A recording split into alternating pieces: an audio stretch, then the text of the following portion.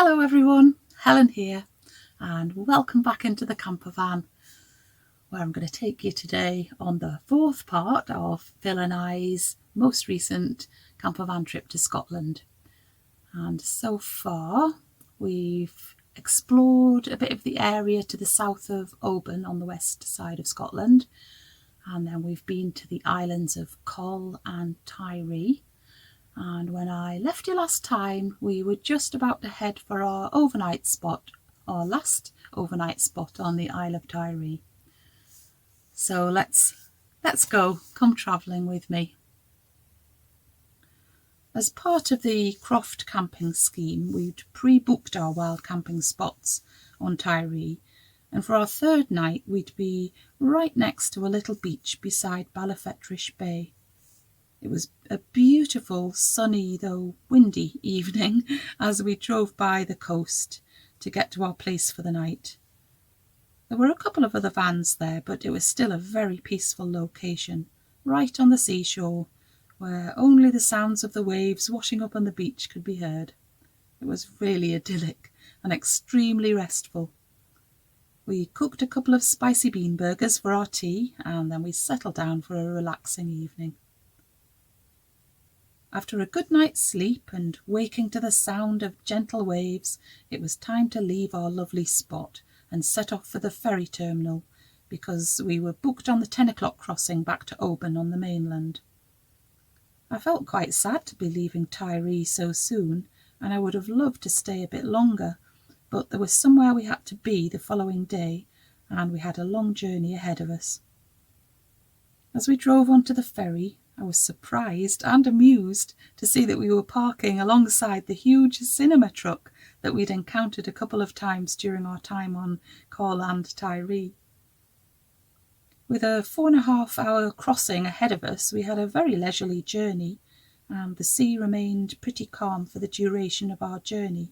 And this particular ferry from Tiree also calls in at the Isle of Coll before it goes to Oban, so that makes the journey take a little bit longer. We decided to make use of the onboard free showers. I'd never had a shower on a ferry before, but we were very grateful to have this facility available to us, since we hadn't been staying anywhere on Tiree that had showering facilities. We had lunch in the cafe. I had a lovely black pudding pizza, and then we just sat and relaxed for a while, me with some knitting to keep me occupied. As we got closer to Oban, we spent some time out on the deck to take in the views. Phil took some lovely photos of this lighthouse. It was built in 1833 by Robert Stevenson, and it's located on the tip of the Isle of Lismore at the entrance to Loch Linnhe, and that's a sea loch. And I was interested to learn when I was reading about it that in 1940 the lighthouse keepers rescued 2 airmen who were clinging to the wreckage of their plane.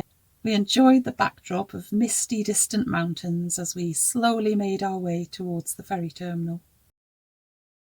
Oban is the largest town between Helensburgh to the south and Fort William to the north, and it's got a population of about 8,500. The name Oban means in Gaelic little bay, and it's an almost perfectly horseshoe-shaped bay, and it gets protection from the Atlantic storms from the nearby islands of Mull and Carrera. Sometimes it's known as the gateway to the Isles, and it attracts visitors from all around the world. You can see here one of Oban's famous landmarks which dominates the skyline, McCaig's Tower, or sometimes called McCaig's Folly. The building was designed to be a celebration of the McCaig family, and work began on the structure in 1895. It was funded by John Stuart McCaig, and this was purely to provide work for local stonemasons. However, the tower was never finished because the benefactor died in 1902. We drove off the ferry at about 2:30, and once we'd done a bit of shopping and refuelling, we started our long journey towards the Highlands. We were heading for Aberdeenshire, and our ultimate destination the following day was a small village called Bellabeg, which is approximately here. We passed by many lochs, although they were often edged by trees, so there was only occasional gaps where we could get a clear view. So it was quite frustrating trying to capture video as we went along.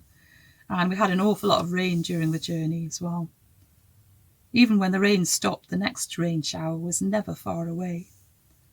At first, the roads were fairly busy with traffic, but as soon as we got further north, the roads were much clearer.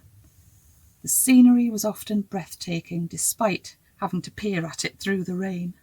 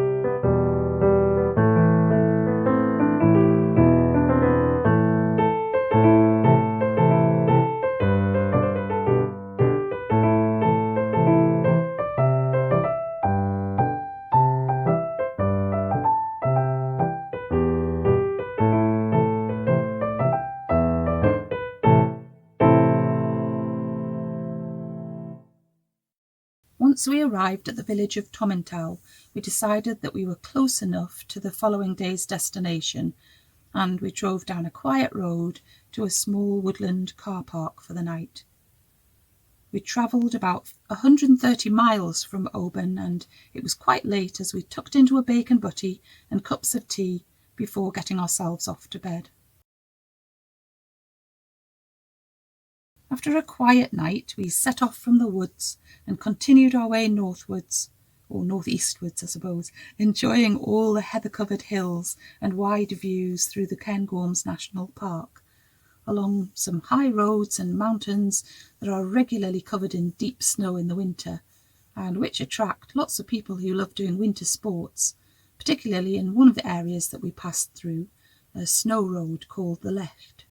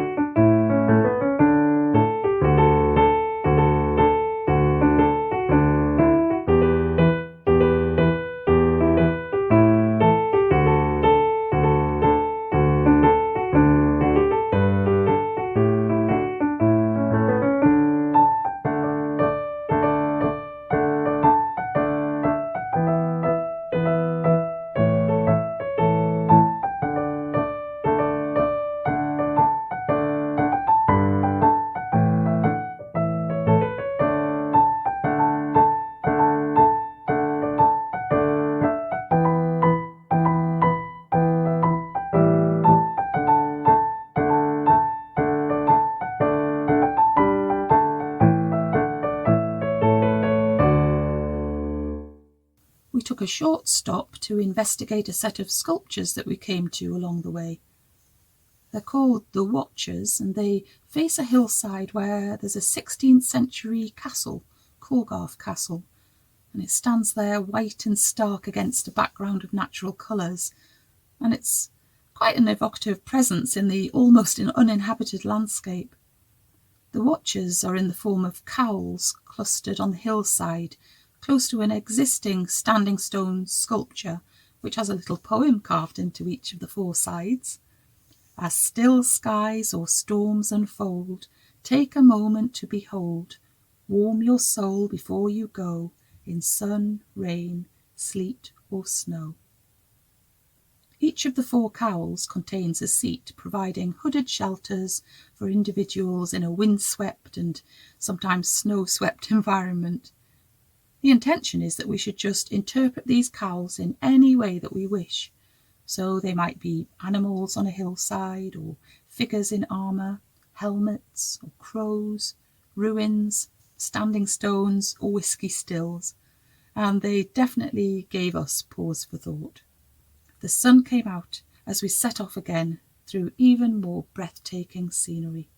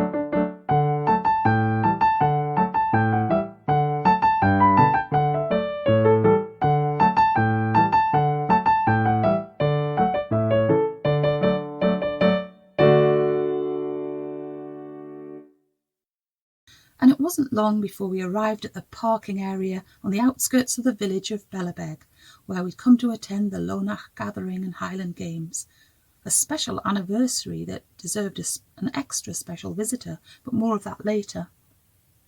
I'd never been to a Highland Games before, and I didn't really know what to expect, but the day turned out to exceed all my expectations. Lonach is often described as the friendliest of the Highland gatherings, and we certainly felt that the atmosphere was extremely welcoming. Everyone just seemed to be there to have a lovely day out, and that's exactly what we were able to have, even though the weather was a bit damp at times. It was wonderful to see so many people in Highland dress, and we couldn't fail to know that we were spending the day in the Scottish Highlands.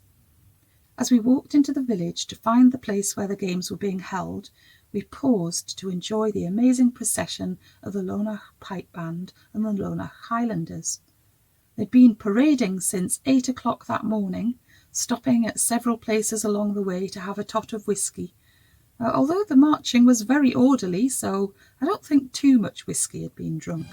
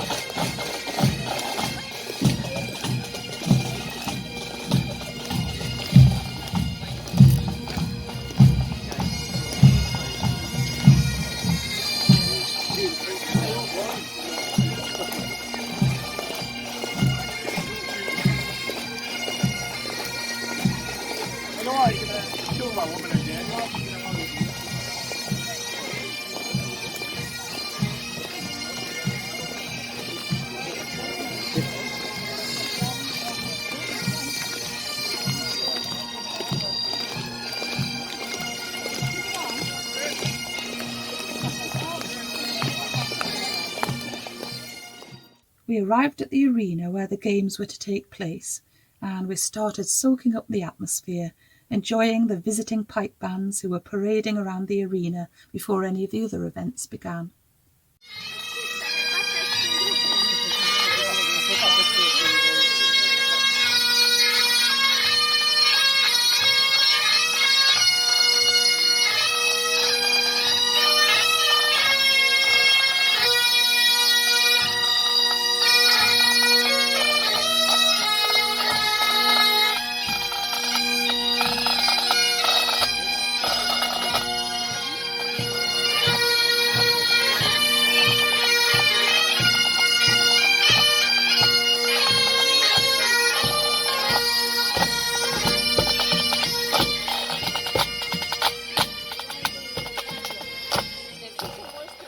We'd actually arranged to meet our lovely friends who live in Aberdeenshire, and we knew they were going to be at the games because their 2 girls were taking part in the Highland dancing competitions, and we were really keen to see them dance.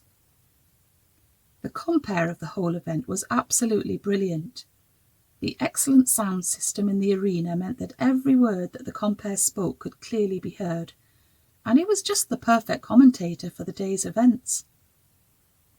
Around the edges of the arena were lots of stalls, mostly selling locally made things and food and drink as well.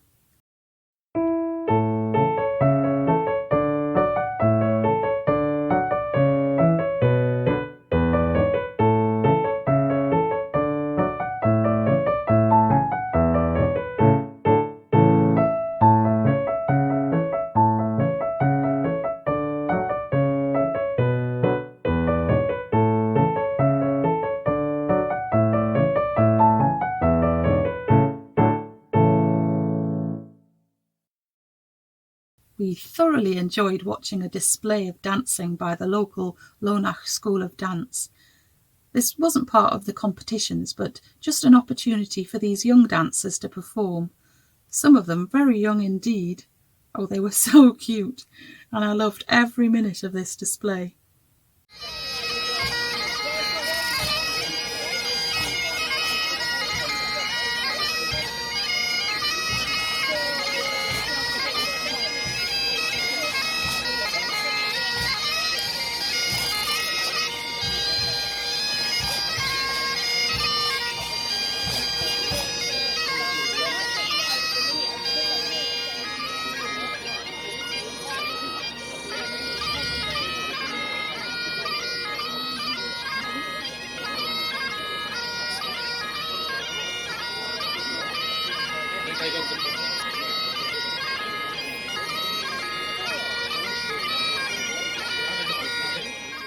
For the whole day long there was a background sound of bagpipes because there were competitions for all ages of pipers all through the day.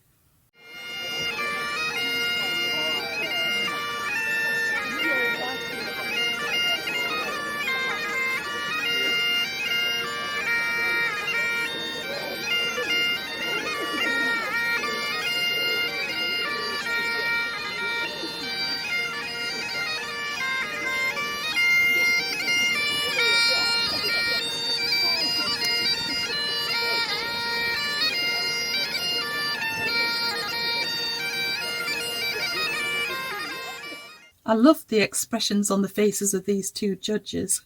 I wonder what they were really thinking. The field events went on for most of the day too, from tossing the caber to throwing heavy weights to hill running and tug-of-war and lots more.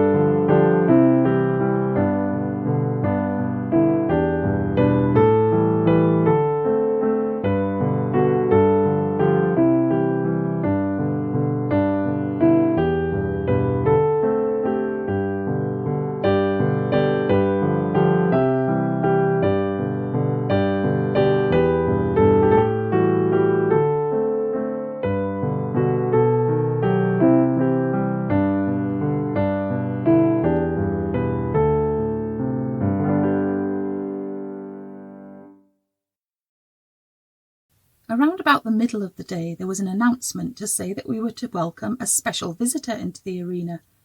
And to our huge surprise and great excitement, the special visitor was none other than King Charles. We weren't in a very good position for taking photos, and there were quite a few tall people in front of me, but Phil managed to capture a few photos of the king as he was taken around the arena, and where at one point he was given the starting pistol for setting off one of the races. He was attending the games because it was the 200th anniversary of the formation of the Lonach Highlanders and the 180th anniversary of the Lonach Gathering. The king was probably there for about an hour, and he seemed to be really enjoying himself. After all that excitement, we settled down to watching the Highland dancing competitions. It was so lovely to see our friends' daughters taking part. Unfortunately, the dance stage was too far away for me to get any video or photos, so the photos you see here were all taken by Phil with his telephoto lens.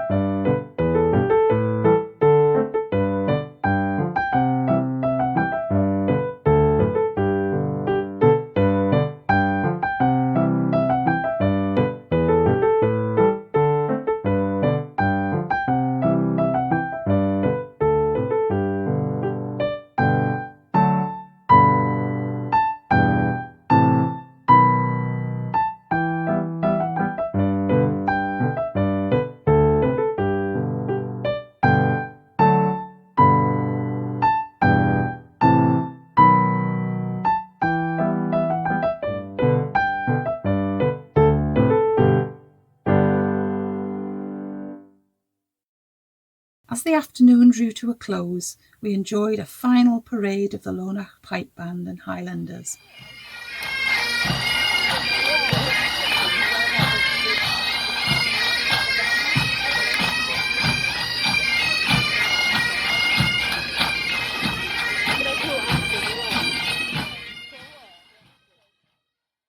And it was then time to get on our way back south. We took a short stop by the Watcher's sculpture again, and we sat with our cups of tea in the shelter of the cowls, enjoying our surroundings while reflecting on what a wonderful day we'd had. After about 75 miles of driving south through the Cairngorms, in a good deal of rain, we decided to stop for the night at a little nature reserve car park by Loch Lagan that actually made overnight campers feel welcome. They just asked for a small donation towards the upkeep of the nature reserve and the facilities there. We soon got on our way again on Sunday morning, heading for Oban, in the hope of catching a ferry across to Craignure on the Isle of Mull. But when we stopped for a tea break and to check the ferry crossings and to buy our tickets, we found that all of the ferries from Oban to Mull were fully booked until the following evening. So we had to turn back and take a much longer route, mostly by road, that would take us to a very small ferry terminal. And this ferry was just the turn up and go type. You didn't need to book tickets for it, with just a 10-minute crossing to Mull. However, we were treated to an absolutely beautiful drive to get there, and one that we would have missed out on if we'd been able to go to via Oban as originally planned. So sometimes things work out for the best.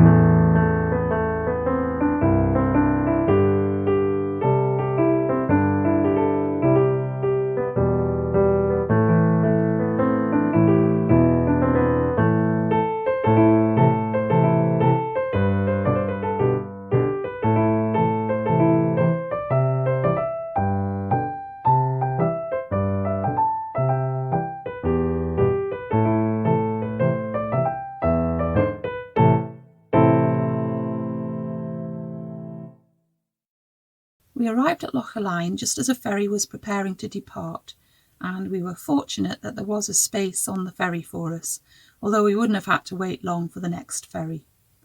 On board, it's such a short crossing that everyone just stays in their vehicle, and very soon we were driving onto the Isle of Mull, at a place with a name that I love, Fishnish, which is up in the north of Mull. And that is where I'm going to leave you this week, just as we've arrived on the Isle of Mull. So next time we'll be exploring Mull. I'll be showing you all the places that we went to while we were there. So I hope you'll be returning for that next part of the journey, which possibly won't be next week, but maybe the week after.